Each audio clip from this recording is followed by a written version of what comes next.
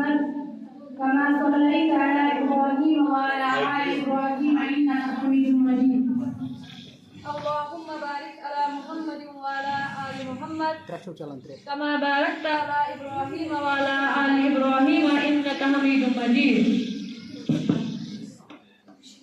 السلام علیکم ورحمۃ اللہ وبرکاتہ۔ فاطمہ الزہرا میں ہماری ماشاء اللہ بڑی خوشی کی بات ہے، اور آپ کو تو وضو کے فرائض بھی یاد ہوں گے۔ جی ہاں، بہت اچھے سے یاد ہے، بلکہ ہمیں تو میت کو غسل کروانے کا طریقہ بھی یاد ہے۔ اگر آپ سننا چاہیں گی تو ہم سنا دیں گے۔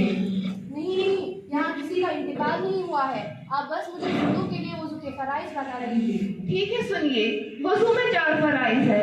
پیشانی کے بالوں سے تھوڑی کے نیچے تک، ایک کان کی لو سے دوسرے کان کی لو تک پورا چہرہ دھونا، دونوں بازوں کو کہنوں سمیت دھونا، چوتھائی سر کا مسح کرنا اور دونوں پاؤں کو ٹخنوں سمیت دھونا۔ اچھا، غسل تو آپ روز بھی کرتی ہوگی، آپ ہمیں بتائیے کہ غسل میں کتنے فرائض ہیں؟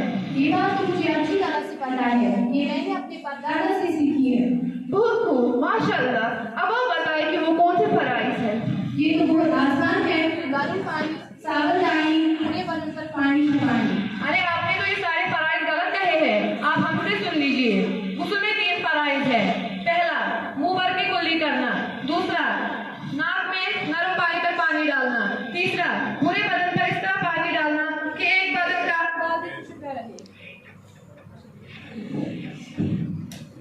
آپ نماز تو پڑھتی ہی ہوگی، تو آپ بتائیں کہ نماز میں کتنے فرائض ہیں؟ نماز تو میں پڑھتی ہوں، مگر نماز کے فرائض میں کبھی غور ہی نہیں کیا ہے، آپ بتا دیں گے تو آپ کی مہربانی ہوگی۔ اچھا، آپ ہم سے سن لیجئے۔ نماز میں 14 فرائض ہے، 7 نماز کے اندر اور 7 نماز کے باہر۔ باہر والے 7، بدن کا